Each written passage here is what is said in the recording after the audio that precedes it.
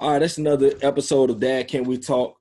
I'm your host, Anthony Ray, and I want to welcome to the show a husband, a father of four, a semi-retired DJ. We got to talk about that. Yeah, we can. A man of God, a jack of all trades, co-host of Meet the Mitchells, founder of Better Husbands, Better Fathers, straight out of the streets of East Tampa, my man Jeff Mitchell. Welcome Yeah, to the man. show. Yeah, How you thank doing, you. bro? Thank you. Yeah, straight out of East Tampa. Lucio represent. Yes, sir. Yeah. Yes, sir. All right. Well, on Dad Can We Talk, I always like to start the each episode off with this same question. I like to know, what was your relationship like with your dad? Man, that's a good question. My father and I. I'm gonna start and then go in reverse. I guess I should say. My Yeah. father and I have a good relationship now.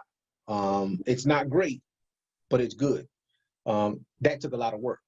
That took a lot of work to get there. Because if I back up to the start of it, if I go all the way to the beginning, our relationship wasn't great. So my dad and my mom didn't have a great relationship. I saw some of it as a young man. I saw them fight. I saw him handle her in ways that I wouldn't want a woman to handle. I wouldn't want my daughter to handle. I didn't want my mom to handle. I saw him treat her and do things to her that really are not things that I ascribe to. Honestly, I tell people all the time that I'm probably the guy I am, the husband I am, the father I am, because I never wanted to be like my dad. That's real. And it's sad because I mean, my dad, don't get me wrong, my dad has become a better guy now. But then the stuff then was stuff that I was always just like, man, I don't want any part of that in my life. That's real. So we didn't have a great relationship. We actually went some years once I got to high school where I didn't even want to talk to my dad, especially once I went off to school. When my mom and dad first got divorced, my dad would come and get us for the weekends. The first time he tried to, I said no. And my other siblings went, and I was like, nah, I ain't going. The next time he came, my grandfather, who really is like my father, my grandfather came and he talked to me. Said, son, one day you're going to be a dad. Don't treat your dad like that. You don't understand. You need to go with your father. And I was like, because granddaddy said so, okay, I'm going. And our relationship started to repair some. I could see him more and be more positive with him then. But then as I see him continue to kind of be like a womanizer as I was growing up in high school and that kind of stuff. And then when I went away to college in that time, I just, no animosity really, but I just was like, man, I ain't trying to be around my father like that. We talk here and there every once in a while, but I just kept him on the periphery. Yeah, that's real, man. And I like how you say that. I think it's a very important thing. Even when we do have those, even when our fathers aren't the best examples at times, I'm always trying to encourage other men, to not allow that pain and that hurt to affect you, especially once you become. I talk to some young guys who aren't fathers yet, and I always tell them that same stuff. Like, I mean, don't get me wrong, I feel you, that your dad may have done this or may not have done that. But you don't want that to affect you as you start having children, because, bro, it's real, bro. So that's what happened for us. That's what really brought our relationship back together. When my wife and I had our first, and he's 15 now. Wow. My son, I would take my son to see my mother, all that kind of stuff. And when we first had him, I remember, I want to say it might have been my wife. I think it might have been my wife who was like, don't you think you should say something to your father? Don't you think you don't want your son to have a grandfather the way you have a grandfather? And it hit me because my grandfather was like my father. Yeah. And I was thinking to myself, man, even though I don't plan to ever be like my dad in my son's life, I do want him to have a relationship with his grandfathers the way I had a relationship with my grandfather. So at that point, I was in Tallahassee at that time in school. Well, I was finishing school. I drove down to Tampa to see my father, and we had a conversation, a pretty frank conversation. I said some stuff, and I kind of went off, man. Like I went off, and it was the first time my father was a hothead, real like angry dude. I was expecting for us to fight. Like once I said all I had to say, I thought I was going to punch in the mouth and we were just going to go at it. Yeah. And he kind of stopped and was like, "Son, you're right." Yeah. And I was like it took me back. Like it really was like, he said, "You're right." And then we kind of started to build our relationship there. And I was able to tell him that, you know, I have a son and all that kind of stuff, so that we could then try to rebuild our relationship and grow. And we've done that. You know, we are not, I wouldn't say we have the typical or the greatest father-son relationship, but we have a good relationship. You know, we go to ball games together. We talk, you know, at times when we can. You know, of course, we still guys, so we ain't calling each other every day. We not, you know, not like how women do, you know. But you know, birthday comes, we talking. You know, if a month or two go by, we don't talk. Somebody calling somebody. You know, matter of fact, he's gonna be coming up here for Labor Day, up to Atlanta to see me. You know, and we gonna hang out. My sister's up here. We all gonna hang out. You know, so it definitely has changed and grew over the years. And I'm telling you, man, grandkids did that to him. Yeah, grandkids softened him, and he sees things a little differently, man. Yeah, that's what's up, man.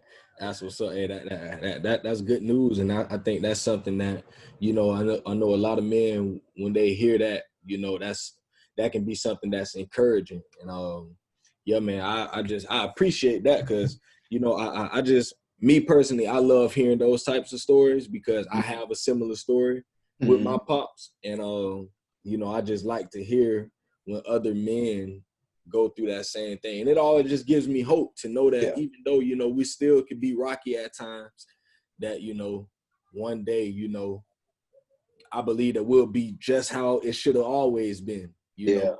So I'm still pushing though. I'm still pushing with it, man. Hey man, keep praying and keep working at it, man. And I mean, the same with me, man. We continue to work at our relationship, you know, because it's never gonna be, well, I can't say never, God can do all things, but at this point it's still not fully organic. You know, we gotta, you know, I have to create some stuff, you know, for us to kind of, you know, come to where we need to be. We still do a whole lot of talking about sports, you know, as men do, just to stuff off, to, you know, have real conversations. But we have real conversations, man. You know, I actually, about a year and a half ago, as a preacher, as a pastor, I was, I think I preached a sermon. I think that's what happened. I preached a sermon about, or my pastor might have preached a sermon about it, and we were teaching Bible study. But something about, you know, if we say we love our family, why don't we preach the gospel to them? Who in our family do we know might not know the gospel? And if you haven't preached the gospel to them, do you really love them? And I remember hearing that and thinking to myself, you know, I know my father knows about God. I don't know if he actually knows God. Yeah. In that moment, man, like I started to tear up. I got in my car and I drove to his house. Yeah. Oh, and you know, of course I got there. He was like, "Hey, son," you know, because it wasn't, you know, it was like 9, 10 o'clock at night. He gets up early. He's a truck driver. He gets up like 2, 3 in the morning to drive. He's like, "What's going on? You all right or whatever?" I'm like, "Yeah, I'm good." I walk in and I'm kind of gingerly trying to get to where I need to, and I was just like, "Hey, you know, I was and I was just thinking, you know, I had a friend who, you know, at that point I had a friend whose father passed, and his father didn't know. So all of that was coming together, and I said, Dad, I told him about my friend, and I said, you know, I had to come say to you, I had to know, you know, do you believe Jesus is who he said he was?" And he kind of looked up and he was like, "Of course I do. And, you know, I know I don't live like it, and, you know, I ain't always, but I know who God is. I know God loves me, and I love him, and I want to try to live better, and I know I need to work at it and all that, but, you know, of course I do." And I said, "Well, that's all I need to know." You know, at that point, I said, "Now, don't get me wrong. I want your life to look like it. You know, I want your life to look like it. And I want you to work through that. but I just needed to know this. And that was freeing, just hearing that too. That's real. So with that relationship with your dad, how has that affected your relationship now that you've become a dad yourself? How has that affected your relationship with your own children? It's funny, man. I'm actually and I think this. I'm writing a book. I'm actually gonna be finished by the end of this year. And it's called Lessons from Our Fathers. Yeah. And really what it's about is the fact that because my dad wasn't a father to me at the fathering age, I had other fathers taught me. As I've been writing the book, what I learned is that my father taught me things too. There's stuff in there about that, and not that he taught me good things, but he also taught me a bunch of things that I didn't want to do. That's real. That I didn't want to do.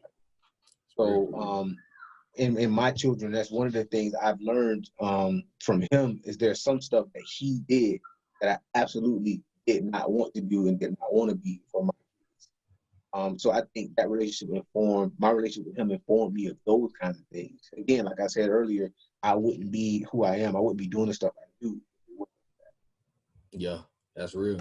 That's real, man. So you say you got a 15-year-old. How old are your other children? Yeah, man, I got a 15, 13, 9, and 5. Ooh, so you got 2 teenagers in the house. Yeah, man. Teenagers. Yeah, man. Yeah.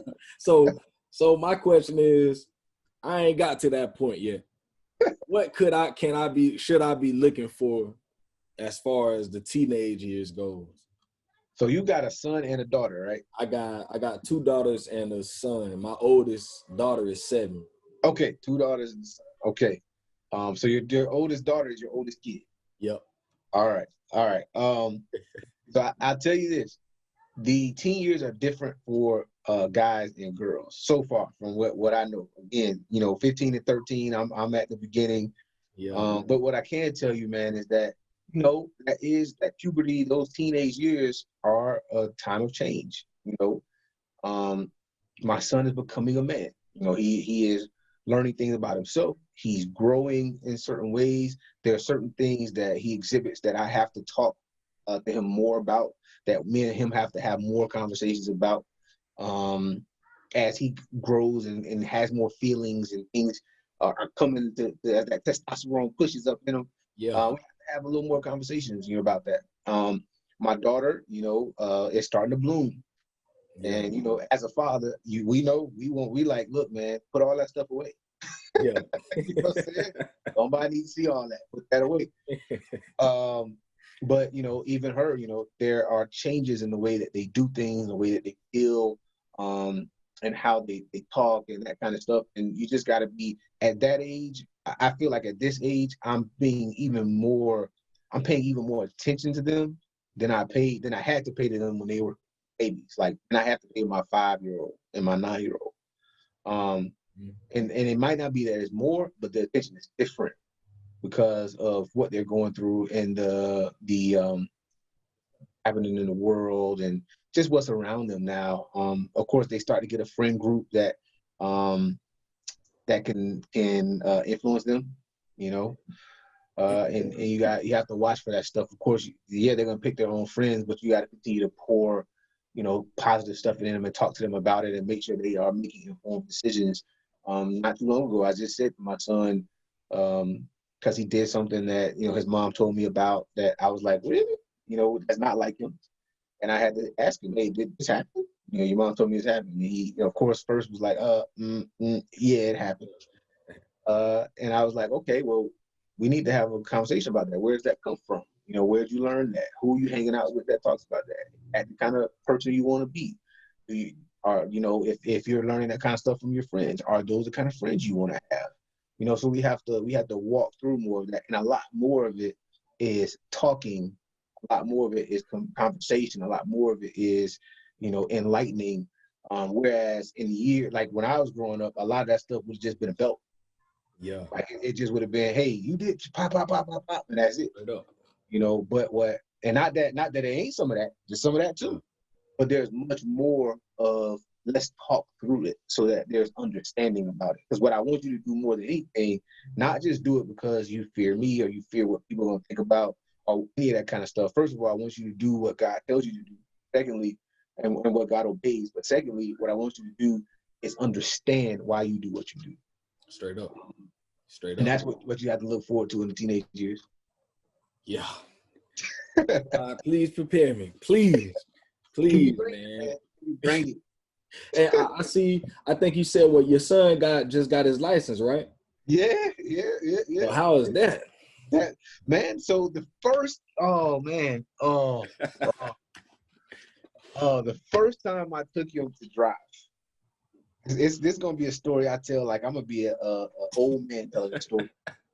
First time I took him to drive, I took him to a parking lot, and I had let him like move the car out of the driveway and stuff like that before back home in Tampa. But we're here in Atlanta. He needs to learn, so I take him to a parking lot, park that's closed, and I pull up in a certain place, nothing around him where he can drive. We talk about what driving is, and I'm like, all right, here you go. You get over in the seat, whatever. This. Let's go. Because he had finished his driver's ed course. This dude drives, turns the corner, hits runs up on the curb, man, and blew the tire. And in a place that I had never seen before. Like, I'd never seen a hole like this before in a blown tire. And I was like, wow. So the first inclination I had was to be angry. Like, the first inclination was going to be like, man, get out of my car. So I did everything I could to beat that down, because I didn't want him, and I didn't want to give off that, and I didn't want him to feel like he had to be scared about driving. Because, everybody's got to drive, right? That's not what I wanted to do. It's a tire. You get a tire fix. Straight up. So I calmed that down. I got out. We laughed a little bit about it, and then I was like, all right, well, you finna get your first lesson to change the tire. So we went to change the tire, and get this, man, we started to change the tire, and it started raining. So we got drenched changing the tire, and then after we were done changing the tire, I'm sure he's thinking, all right, well, I blew it. We're going home. I was like, nah, man, you get over in that seat. We're gonna continue this lesson. Yeah, straight up. And we did, man. And it was a great. Honestly, man, he's really becoming a really good driver. He's when we go and we drive, he's much better. We're driving out on the streets now. He drove all the way to Krispy Kreme the other day from the house, like 9 miles away, and did a good job. A couple times I had to go like, hey, what you doing? Yeah. But it's coming together, man. It's something else. And y'all up there in Atlanta too, boy. Oh my God, boy, man, bro. We were just up there like what 3 weeks ago. Yeah. And I literally hate driving out there, bro. I can't. I'm like, I just don't get it, man. The stuff that I be seeing, I'm like, man, I'm ready to go back home, man. Everybody in a rush. Everybody want to run you over, man. And people, they want to honk if you don't know where you're going. Like, it's just not. It's not. This ain't Southern hospitality. Yeah. Ain't no Southern hospitality, around here, bro. Ain't none at all. And Atlanta, man, was one of the last places in the world I ever wanted to live. Yeah. Ever, man. But God, man. Yeah. Straight up, man. Dang. So with that, I want to talk about the podcast you and your wife have. Okay. But first off, how long have y'all been married? 15 years. 15 years. So you in there. Yes, sir. Yes, sir. Yes, sir. Yeah. We in there, and we've learned that we have become an elder statesman couple. That's what's up, man. So about the podcast, Meet the Mitchells, man. When did y'all? What made you guys want to start that? Really, man, we had just been talking about. We had started to venture into some entrepreneurial kind of things. We also run a consulting company and some other things, and radio is in my background. Like you said, I'm a DJ. I was a radio DJ. I was a tour DJ. Yeah. I was a club DJ. I did all that stuff for years. And I always wanted to kind of get back to doing some sort of radio in that way. And my wife was interested in it, and she said, "Hey, we should start a podcast. We can talk about our life and, faith and that kind of stuff. Since that's stuff we like to talk about in marriage. I was like, oh yeah, that sounds awesome. So, for like 2 or 3 years, we tossed that around that we were going to do it. And I kept just kind of, all right, yeah, we'll do it. And I just didn't jump on it. And then as wives do, one day my wife was like, yo, we doing this or we not? I'm tired of even talking about it. We're going to do it. So, when your wife pull at you like that, you got to be like, all right, I'm going to make this happen. We doing this. Yeah. All right. So I got the equipment all together and we started doing it. So we've been doing it now, I think 2 years. We're, I think, going on. We don't do a weekly episode. We do every month. So we only have like 24 episodes so far. And all we do is talk about faith, family, and fulfillment. So a lot of the first year of our episodes are all about who we are, who our family, are. My mom, her dad, my sisters, like all those kind of, my sister and my brothers, like all those people come on, our kids come on, and we just talk about, life and family and that kind of stuff. And now we're venturing out into more kind of faith as in when it comes to popular culture. So family and how things are seen there. So we're talking about things like Jada and Will. We're talking about things like we're more than likely going to talk about what happened with like Nick Stallion and Tory Lanez. And I don't even know name, whatever his name is. But we're paying attention to that stuff and going to talk about that and how faith and family and that stuff come together. That's what we do. Yeah, hey, that's what's up, man. Proud of y'all on that, bro. Thank you. I want to ask you about that though. What were your thoughts on the whole Jada and Will? Oh man. So I want to say I know this kind of from what I hear because I don't really pay all that much attention. I gotta be honest about that. I don't. Not like that. Not personal, that kind of stuff. Friends, I do whatever. But from what I hear, I guess it had been a while that this whole thing with August Alsina was something like people thought that she was messing around and they were doing something or whatever. Yeah. And when he came out with what he said, and they were still like from what I heard, they were still trying to deny it. I remember talking with a friend of ours about it, and she knew all about it and was telling us all about it. I remember going, "Oh man, now she slept with the dude. The way he talking, and from what y'all talking about all that ain't he didn't make that up. No, they had a relationship. So when they had their red table or whatever that was, I watched that for sure. I watched it. I wanted to know, because since they supposedly had been couple goals and all that kind of stuff, I wanted to know what's the deal. Straight up. So for her to kind of gloss over it. First of all, I think was it cool? That don't gloss over something like that. Be straight up with it. And now don't get me wrong. They didn't have to share it. They didn't. That was their personal. They didn't have to share that with the world. Of course, he pushed it out there, so they decided, hey, we need to come say something too. But I think one of the things that our culture, and when you take something from that, is we tend to find things so that we can glorify them and objectify them. And we saw the relationship, we saw the money that they made, their notoriety, and we glorified it. We objectified it. We looked at it and said, "Oh man, I want my life to be like that." Whereas somebody like me, not to disparage them in any sort of way, I always looked at their life and thought to myself, "Well, I don't know if I see Christ in their life." That's real. And for me, that's how I live. I want Christ to be seen from how I live, and not to say that they worshiping the devil or nothing like that. I ain't going to all that. But what I am saying is I didn't see Christ in their life. So I never looked at them as a way to say, oh, I want to be, do I want to have financial success or commercial success or business success in the way that they do as husband and wife? Maybe, But what I don't want is their relationship in that way. I want the relationship my wife and I have the way God has it for us, And so that's one thing I was talking with my wife about because, like you say, I've never been like a big, I've never been a big celebrity type of person. Like, I mean, the only person I used to even like that was Allen Iverson, you know. And Allen Iverson, I liked him so much because he was real. You know, you could see his struggles. You know, you could see, you know, just how messed up what he was, but he always kept it real. Yeah. Like, so outside of Allen Iverson, really, it was like, I ain't too much of a big celebrity type of person. Right, yeah.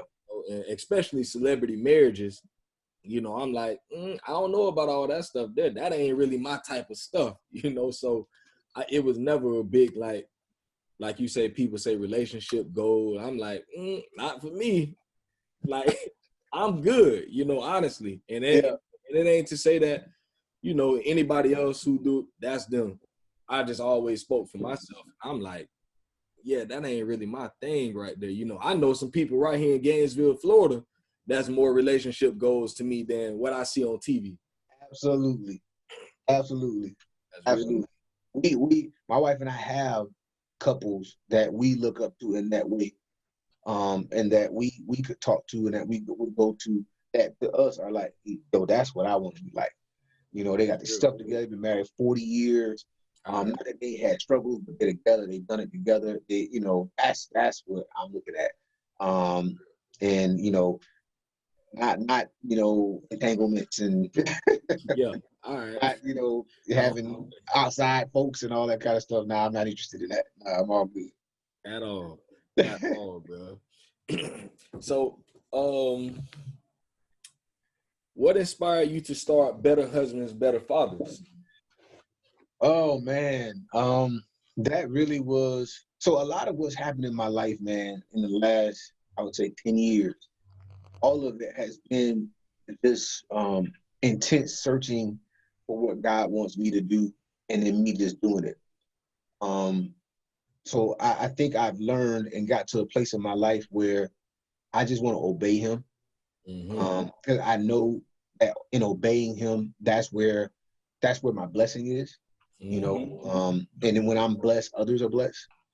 So because I'm able to bless others in that way. So I look at it. So what happened with that is I had already been working with a number of guys, you know, marrying couples and that kind of stuff. And one of the things I would do as I met with couples and as I would be able to talk to people, I have a pretty good discernment. Like I have a pretty good discernment to be able to say, this young man is dealing with this thing. And it's something God gave me. My wife, is funny, her friends now will bring guys around me so that they can later call me and say, all right, tell me what you got. Yeah. Because of my discernment. And that's all God. It's got nothing to do with me. I you know, whatever. So I thought, you know, from there, I've been able to talk to some guys and been able to say, hey, look, you know, man, I know this thing is you're struggling with and what's happening. You know, let me help you. Let me work through that with you. In the same way people have worked me through things, you know, for my life and whatever. And it's been a blessing to people. So I kind of put Better Husbands, Better Fathers on me. When I thought to myself, just thinking about families, man, we all just, the only way we're going to break these cycles and these curses and this supposedly, you know, young boys growing up without fathers and men in their families and all these women who having kids out of wedlock and not married and that kind of stuff. Only way we're going to break that is if those of us who are husbands and are fathers become better fathers and better husbands. That's real. So that then we can work with others and show them that you can do this. You can do this, and not that you can do this, but you should do this.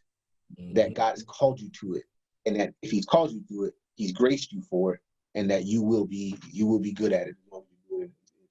So that's it, man. I just want to help guys be better husbands, better fathers, and I said it that way because we are husbands first. All right. We are husbands first. God gave us our wives forever. All right. Yeah, the scripture said that the two become one flesh. Yeah. You're supposed to be one flesh forever. That's that real. You leave and cleave. Same way that you left and you cleave your person, your children will leave and cleave. That's real. God didn't give you your children forever. He gave you your wife forever. That's real. So That's why we need to be better husbands. In turn, that'll make us better fathers also.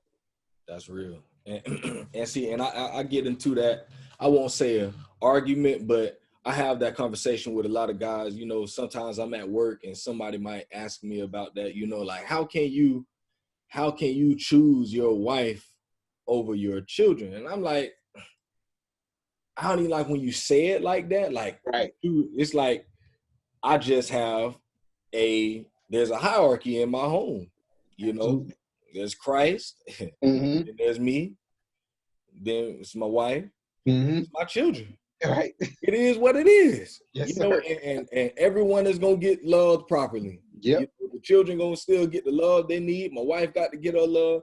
I understand all that, you know. Yep. But at the end of the day, and people think I'm crazy, and I'm like, man, I can lose a child and I can have another one. God forbid that happens. I don't want to lose none of them. Yeah, God forbid. But I can lose a child, but I can have another one.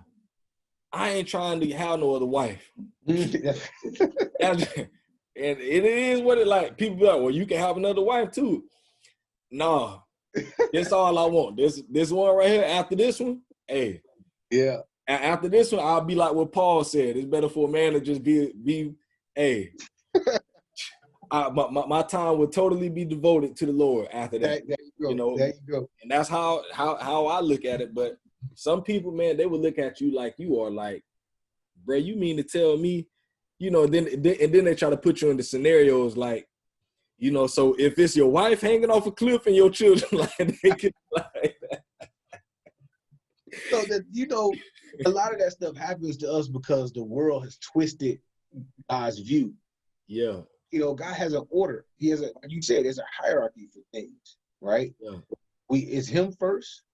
And then the scripture tells us to love our wives the way Christ loved the church. All right. And sometimes people stop there, but it goes on to say, and gave his life for it. All right. If we're supposed to love our wives the way Christ loved the church and gave his life for it, that means we self-sacrifice in love for our wives. That's real. The scripture does not tell us to do that for our children.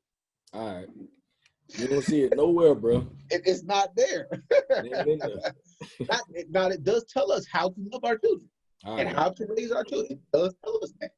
But there's just different. There's different things, and the hierarchy is different. And it's hard for people who don't see the scriptures in the correct way to understand that, and they look at you like you're crazy. I know, I've been there because I've talked to people. I've had couples that I've counseled say, you know what you guys' problem is?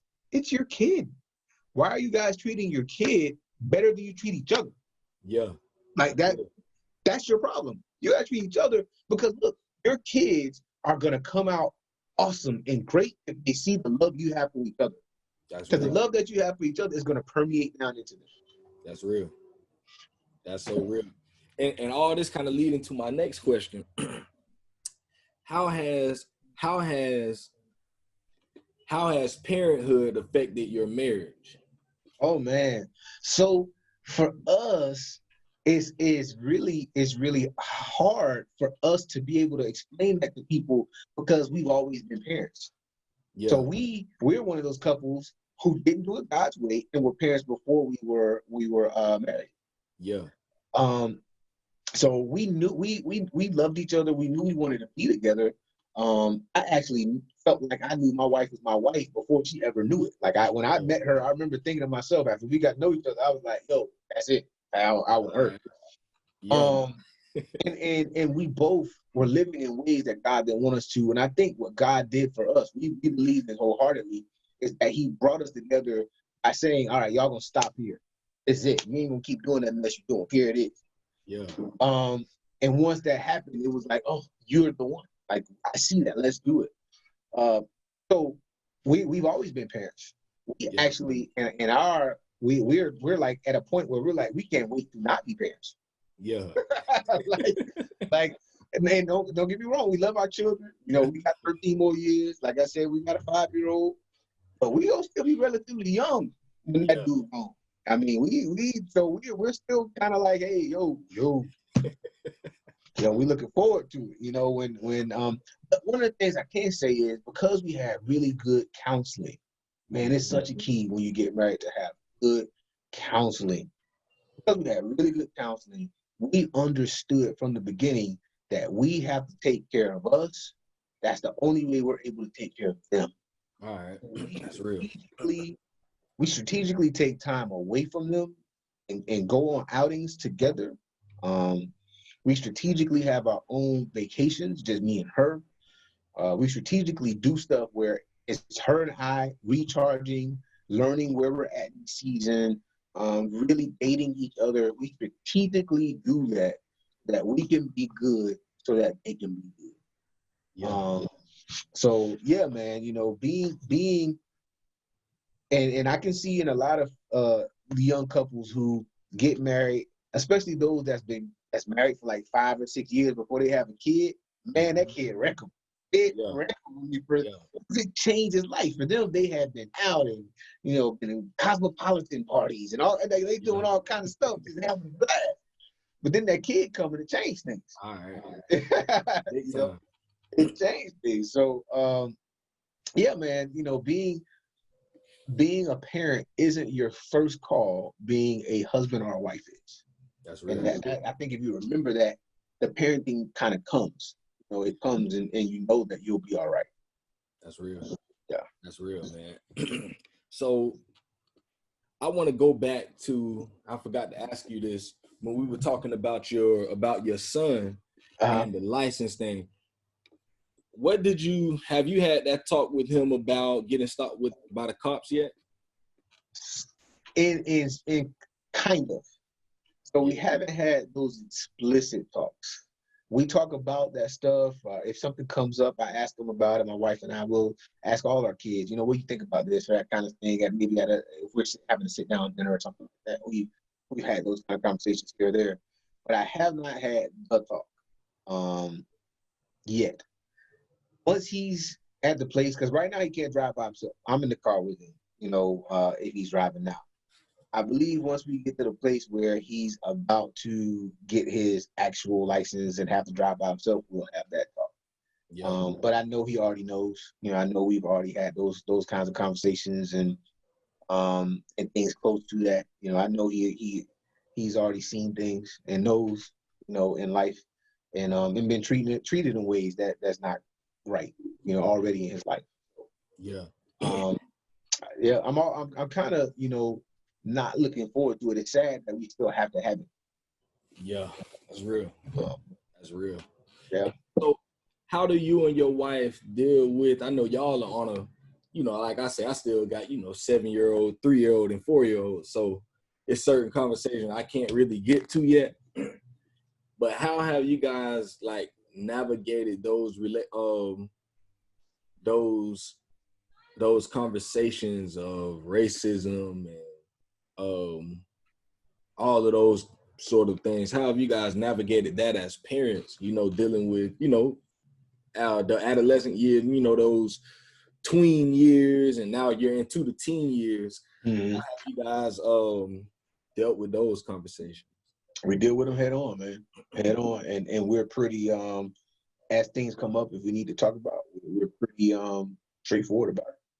We don't really sugarcoat. We tell things how it is. And then if it's hard to understand and walk through, we just lean into it as much as we can. And things that I don't understand, or I'll say I don't know why it's like that or how it's like that or whatever. I know it is, and I know this is how we have to live in life in that way. So we've the things we have had to talk about, we've dealt with them head on, straight up. My wife actually took my daughter to go take pictures out around Atlanta for her birthday. My daughter's birthday was June 12th. So they were riding around. She's a photographer, and they got to some of the places where there was protests up. Mm-hmm. And my wife took that time, right at that moment, to talk to my daughter. Hey, what is all this about? So she started telling her whatever, and they had a full-on conversation about, George Floyd and what's happening in the world and why people are racist and why people are prejudiced and what we can do to combat it and what we should do and all that. Yeah, so straight on, man. That's real. That's real. That's one of those things that I don't know. Sometimes I feel like I'm really ready to have those conversations because that stuff I talk about all the time. You know, when I'm at work and stuff, yeah, I got guys, they always coming to talk to me about all type of stuff. So I'm just I like, my wife would tell you I like to run my mouth all the time. So I'm almost ready for my kids to get to the point where I can like really start pouring these conversations on them, because I be pouring them on everybody outside this house. Yeah. When I get the opportunity, man, I know cats be at the job be like, "Boy, this dude here, I thought he was just gonna be chilling." Man, I be telling my supervisor, "Hey, you got a new person coming, let me train him." Yeah, yeah. You know, and I we get in that mind and we go to, you know, I talk with him about the job at first. Mm-hmm. All of a sudden, one of them conversations come up. I'd be like, "Huh?" You know, I'd be ready. You know, You say? Okay. I'm like, oh yeah, you know what? I like to have those conversations, and I like to see where people are, you know, where their mind is, and I'm just so ready, bro. You know, honestly, I'm just ready to be able to start laying these conversations on them, you know, and just let them know what's real, you know, because I just feel like, you know, I think in the world, you know, just in society, sometimes people sugarcoat, you know, in school, they're going to sugarcoat it with you, you know, just out in general, people like to sugarcoat things. They're sugarcoated on the television. And I'm like, man, I'm just going to be 100% real. Yeah. You're either going to like it or you're not going to like it. Right. That ain't really my concern. Like, I just got to be real with you so that you're aware and understand and know what is what. Because I just, like I say, I think about that stuff all the time. Like, man, I wish my daughter was like a little older. You know, we had a little, with my 7-year-old, she asked me little questions and stuff. And I keep real with her right now, but I'm like, I can't wait until she can like really start to comprehend and then start asking me those, you know, to keep digging deep. Well, what about this, Daddy? Oh, I cannot wait, bro. Yeah. I can't wait. I can't wait. So yeah. Be ready for the hard ones. Hard conversations gonna come. Yeah. Oh yeah. And that's the type, and see, and that's the stuff I like, you know, because like, okay, I've been training a young guy at work. And he mentioned something about his dad. And I was like, who's your dad or whatever? And I found out his dad used to work at the job. Okay. And I was like, oh, okay. I was like, okay, I don't know him like personally know him, but I've had little small conversations with him before. And he was like, yeah, I ain't never even met him. Like, he was like, well, I don't even know my dad. I was like, huh? And I was like, in my mind, I'm thinking, dang, his dad is a preacher. And then he started saying, he was like, yeah, you know, so that's why I don't really go to church, because, you know, my dad is a preacher and, you know, people in the church do this. So I'm like, oh, one of these ones. You know, I could feel him so much about a lot of the stuff that he was saying. I could understand a lot of what he was saying. He was just being honest. And he's like, you know, my dad, because of what how I seen my dad treat me growing up, you know, and he totally disowns me and this and that, but he be talking about God all the time and how good this is. And I'm like, I feel you, bro, but don't let that anger and that hurt turn you away from God, because your dad ain't got nothing to do with that. That's what your dad did. That ain't what God did, no. Right. You know, I was just trying to help him navigate through that. And all the while, I could still feel him on what he was saying too. I'm like, and he was asking me a lot of hard stuff, you know, like, well, why would God do this? And I'm like, bruh, man, we all messed up, bro. You know, and it's a hard thing to hear a young man. He's 21 years old, and he was like, the only reason I came out here because I thought I was gonna run into my dad. And it hurt me. It bothered me, man. For the last few days, I just been thinking about it, you know. And I got the young man number, and you know, I've been texting him, and you know, just trying to keep him encouraged. Just like, dang, you know, for me, it kind of took me back. Like, man, I would have never expected that from this dude. Like I say, I ain't know him personally, but me and him, we talked about the word. You know, I'll pass by him, and he'll ask me something about, whatever, and we just kind of go to talking about the word or whatever. Yeah. And he just seemed like a guy I would have never expected that he got children out there that he don't do anything for. And I'm like, dang. That's crazy, man. Yeah, it was a big shock. But like I say, I was so ready for that conversation when it came up. I was like, oh yeah. And, you know, he had all these questions about, you know, the Bible and, you know, the church. And I was like, yeah, let's talk about it, bro.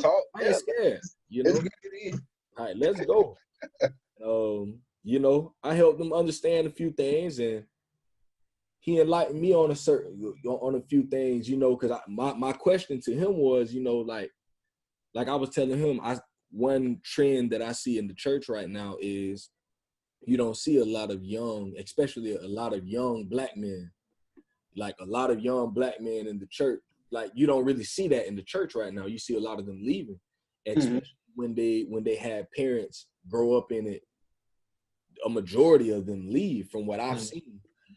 And I started asking him, you know, like speaking for your generation, like what is it, bro? Like what is it about the church that is turning y'all away? And he was just real with me, you know, and he was just like, you know, we feel like y'all don't be real, bro. Like we don't feel like y'all keep it real with us. And we don't feel like y'all really care about us. Like only thing y'all care about is y'all look at us like we're numbers. You know, y'all care about when we come, y'all just want to see us in the church so that y'all can say, look at this young man came off the streets and now he in here in you know, in service. He was like, but while we're in service, ain't nobody getting to know us and understanding us. And really it was like, so I can go to church, but who's gonna take the time to really get to know me and really like have that relationship with me that's not, young man, pull your pants up, you know, every time you see me. And I was like, hey, I can't even argue with it, bro, because I've seen it I've seen it too many times. Yeah. And just having that conversation with that young man, you know, we talked for half of the day. We didn't get no work done that day. But it was so real, you know, the conversations we were having, and I appreciated him. You got work done. You just ain't get the job work done. You got work done. Yeah. So yeah, I can't wait, bro. I literally, man, I think about that stuff so much, man. Like just being able to have those conversations with my children, you know, especially I can't wait till my son get older. Oh my God, bro. It's gonna be on. It's gonna be on. Nothing like it, man. I want to go. Why is physical fitness so important for you and your family? So, man, I really about. So it's important for me, especially now. Maybe about 4 or 5 years ago, I got to the point, man. I had got to the point where I was over like 300. I was 320 pounds almost. Ooh. Yeah. And I don't even know if my son remembers this, but he came home maybe 4 or 5 years ago, and he asked me to play with him outside. And I couldn't. I was just tired. I was beat, man. And really a lot of it was, you know, my joints hurt. I was tired because I was carrying so much weight. And from somebody who was a high school athlete, always had been an athlete, I couldn't believe I was at the point where I can't even go outside and play with my kid. Yeah.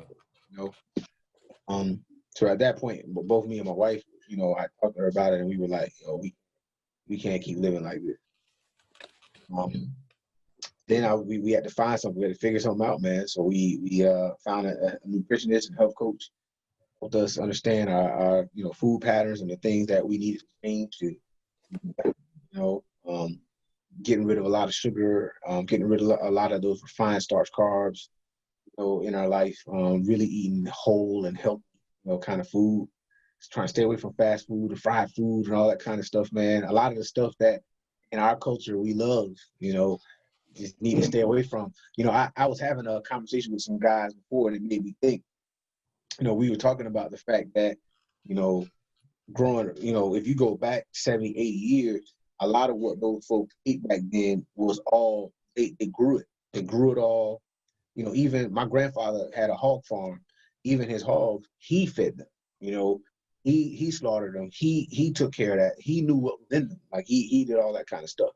And even though they might have had what felt like Sunday dinner every day, they was out in the field working, right? They was out doing something, not sitting at desks. So they was putting those kind of calories in, but they were working it off. We kept doing like that, and we started to work in offices and sitting at desk and all that kind of stuff. And that's how we got to be obese, you know. So because we aren't doing that stuff no more, we have to change where we eat, you know. So I'm eating things like, you know, some protein chips, you know, that are a good lean protein for me. Drinking, you know, half a gallon of water a day, kind of thing, because I want to be healthy. I want to be here, you know, and I know that God's numbered my days. He knows when I'm going to go.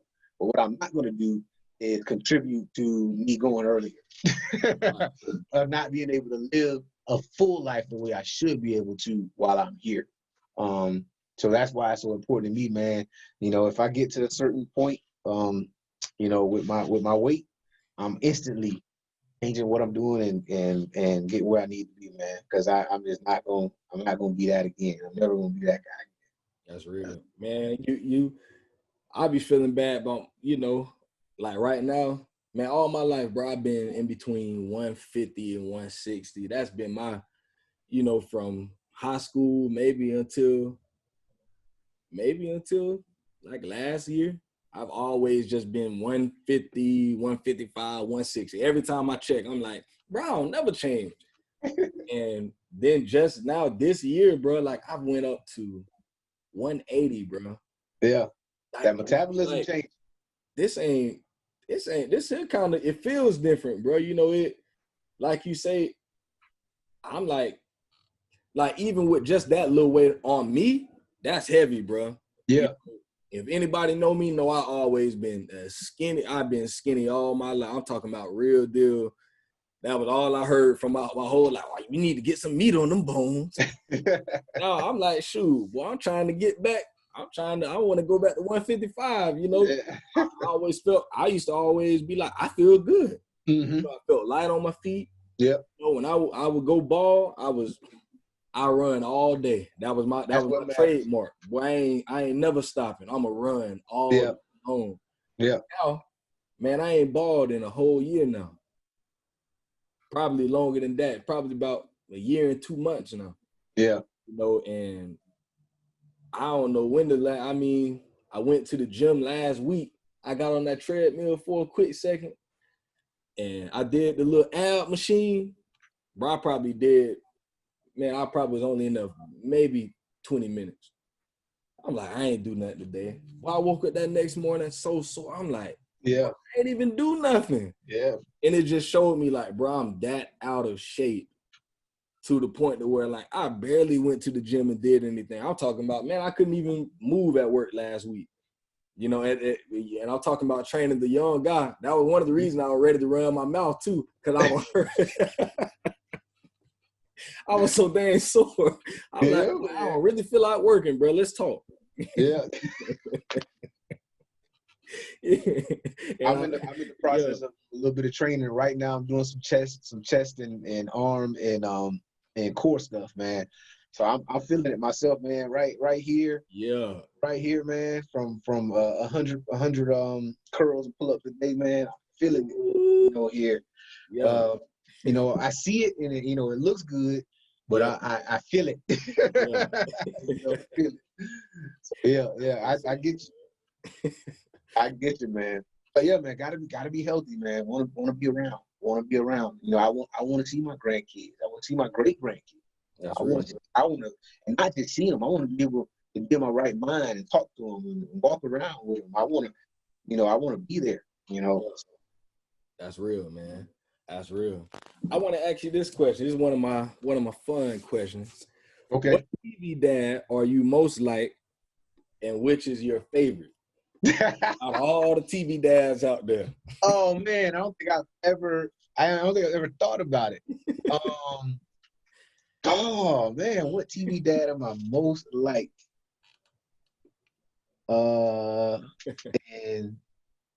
what TV dad am I most like? I don't know, man. Like I have no idea. I want to say that I strive to probably be like Heathcliff Huxtable. But Yeah, I think we all probably strive to be like Heathcliff Huxtable, right? We all want to be more like him. I don't know who I'm more, because the question was who are you most like, and which one is your favorite? What's your which favorite? one am I? Yeah. Oh, okay. So I would say I'm probably most like, in my mind, I'm trying to be most like Heathcliff Huxtable, and that's probably my favorite. Yeah, It really it killed me for Cosby to be, going through what he's going through, what he did, man. Um, and everything that he's getting, he deserves if he's done those things, But for a lot of us growing up, man, he was our father figure. yeah, He was who there are so many people with college degrees because of a different world. yeah, A different world showed us that we can go to college. yeah, The Cosby Show showed us that there were, Black families that, were professionals and were wealthy and living well and all that. So yeah, man, he's probably the one that I look at and I'm like, oh, and then probably the close second would be Fresh Prince dad, right? yeah, Uncle yeah, Phil. He'd probably be the second, or my guy from Family Matters. yeah. Oh, that was my boy right there. Yeah. Family Matters was my show. Yeah, Yeah. True. Me too, man. yeah, And I'll probably, I'm probably more like Family Matters dad, but I want to be like the Huxtables. yeah. Yeah. That's real.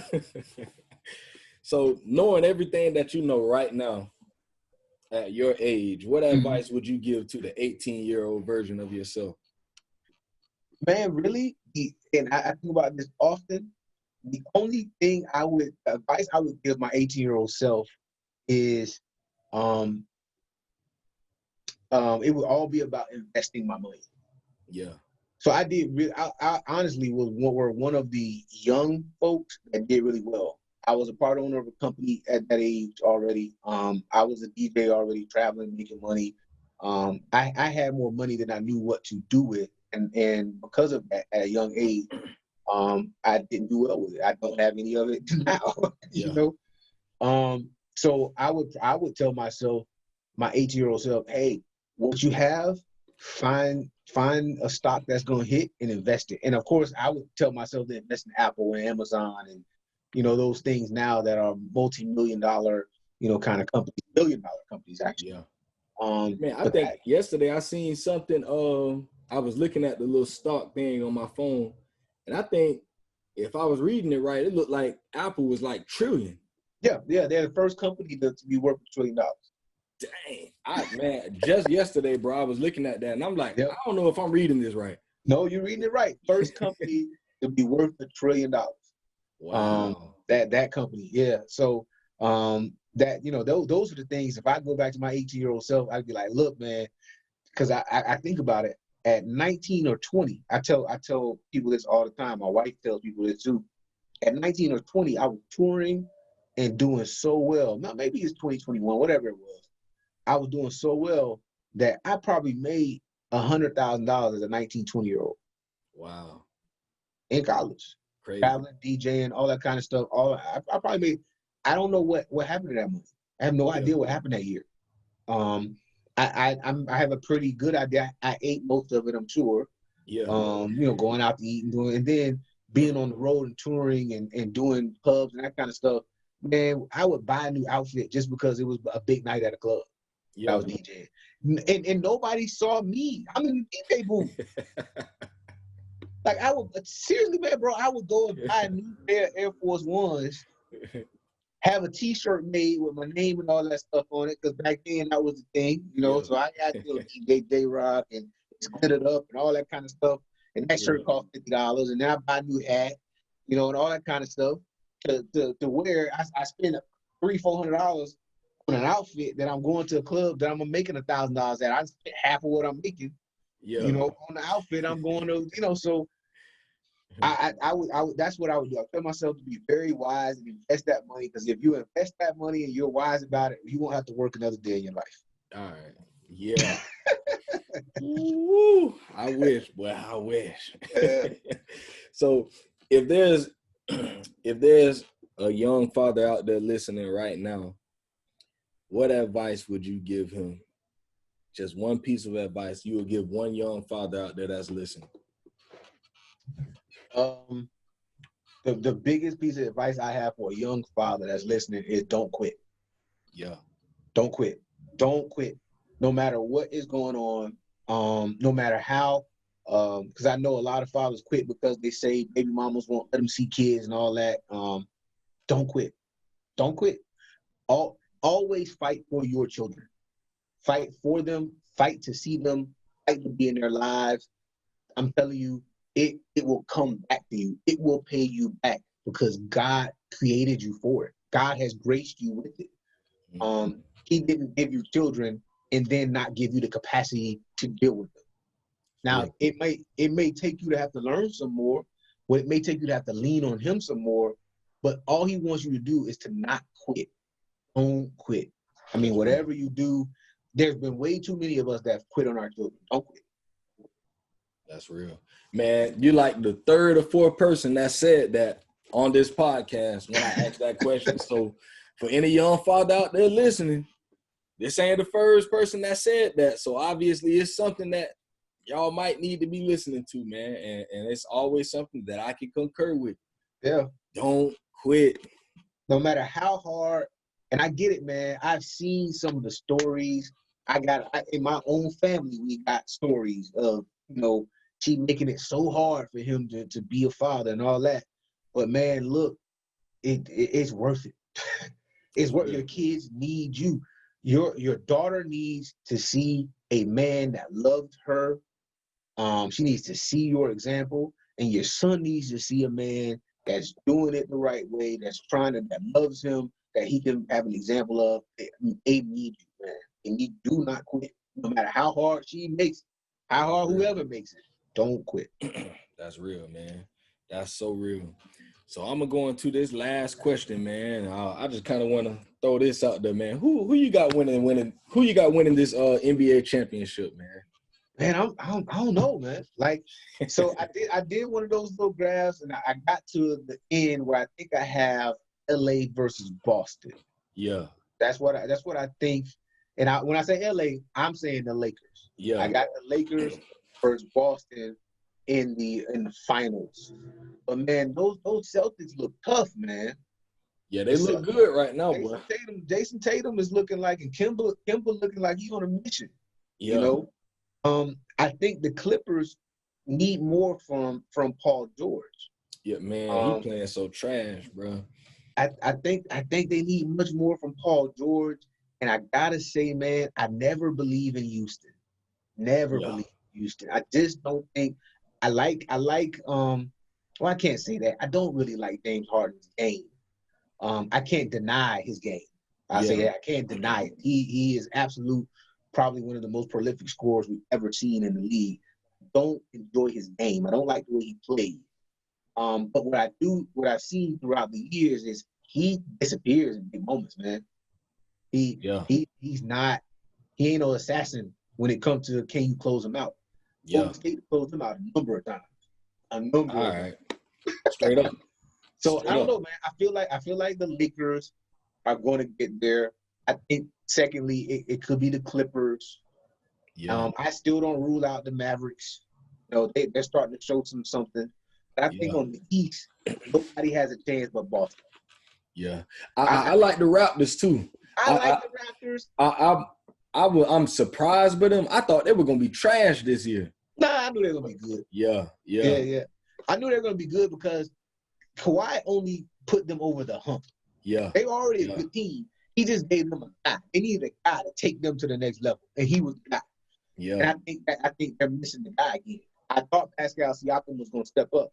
Yeah, he all right. Yeah. He all right, bro. I like you say, I think it's either Raptors or Boston. I don't really believe in Milwaukee like that, man. Nah. I can't see it.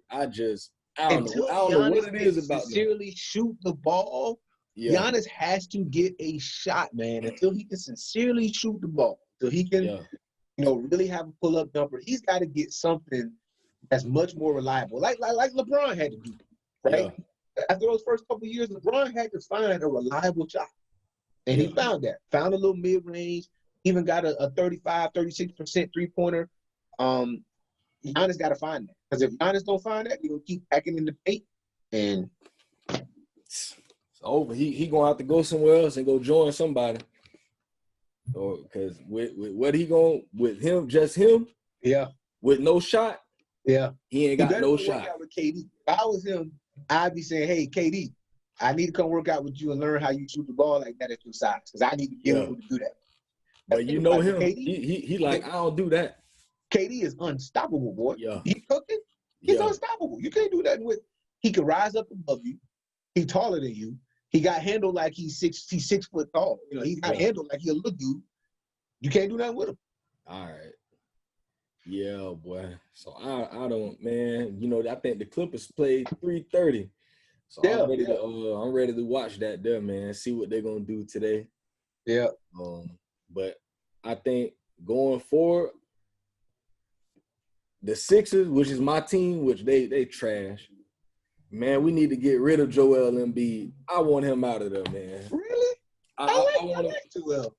I I don't know, man. I don't know, man. I just been so since Allen Iverson, bro. I don't know what.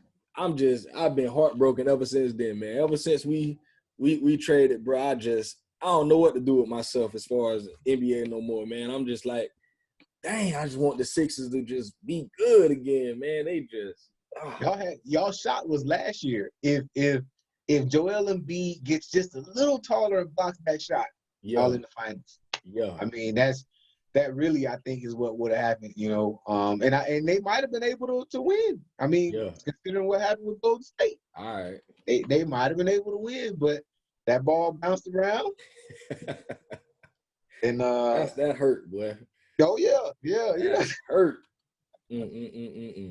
But I tell you what, man, I think Ben Simmons being out for you guys, that's what's hurting you right now.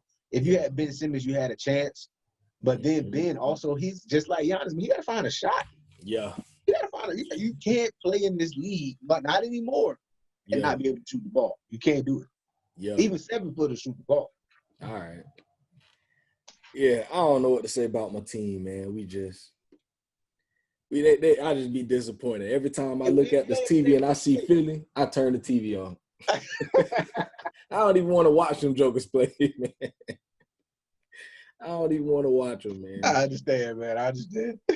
That hurt, bro. But yeah, man, I definitely appreciate you coming on, man, and I enjoyed a little time with me. I enjoyed it, man. Thank you for having me. Oh yeah, man. So, man, you continue to keep me updated, man, with all the better father, better husband, absolutely stuff, man, and we're gonna continue to push, man. We're gonna continue to stay connected. I need brothers like you in my life, man. Absolutely. To be able to reach out to if I ever need you. I need that, bro. Yeah. I'm here, and I'll tell you what, man. God's kind of giving me a vision for something that I'm gonna call you on, man. I want to get some guys together, and we're gonna do. You heard it here first. We're gonna do a prayer call or a prayer hour, sometime in September, just for husbands, man, for husbands and fathers. Yeah.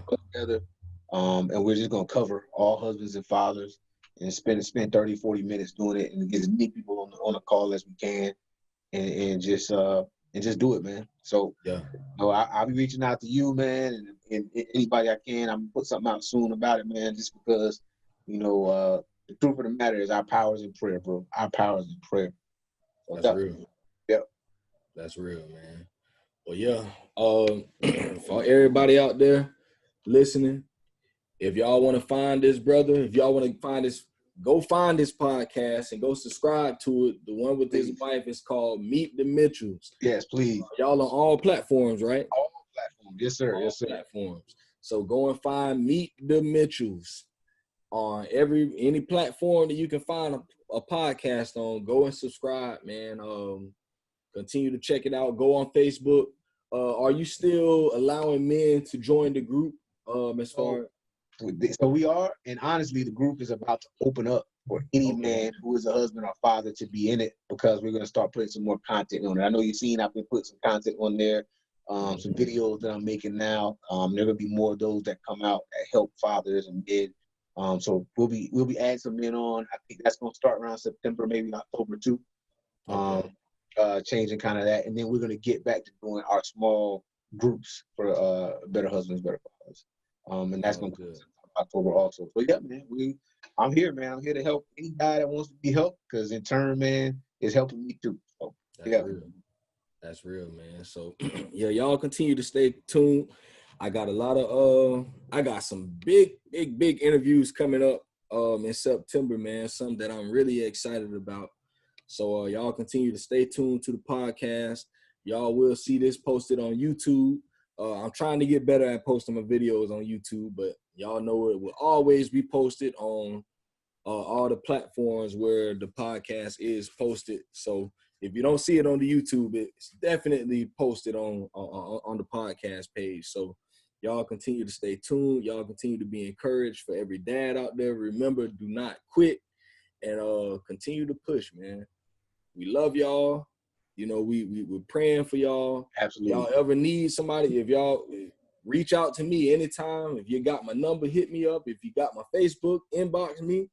Find me on Instagram, whenever, man. Just I encourage dads out there, reach out. If you need help, don't ever be afraid to reach out to another dad. And, you know, when you got a brother that's calling you, if you need help, there's always somebody that's willing to help. So absolutely. If y'all need that, reach out, man. Find me, find my brother on Facebook at JR Mitchell. Yep.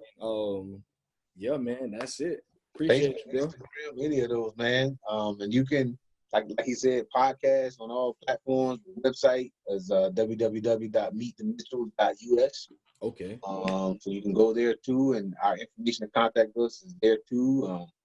Anything, and we always tell people, you know, we're a young couple who've been in it a long time, so you know, we're here to work with any young couples that want to know more, you know. And my wife, I always, you know, bring my wife in when we talk with a couple, because she's got some insights as a woman that I don't have, and you know, together we do some great things and are able to help people as God wants us to. So we're here, man. We're here for anybody who wants to be helped. That's real, man. But like I say, man, appreciate you, big bro. Yes, sir. Yes, sir. I'm here, man. We out of here. It's Dad. Can we talk? Yeah, man. Have a good one. Yep.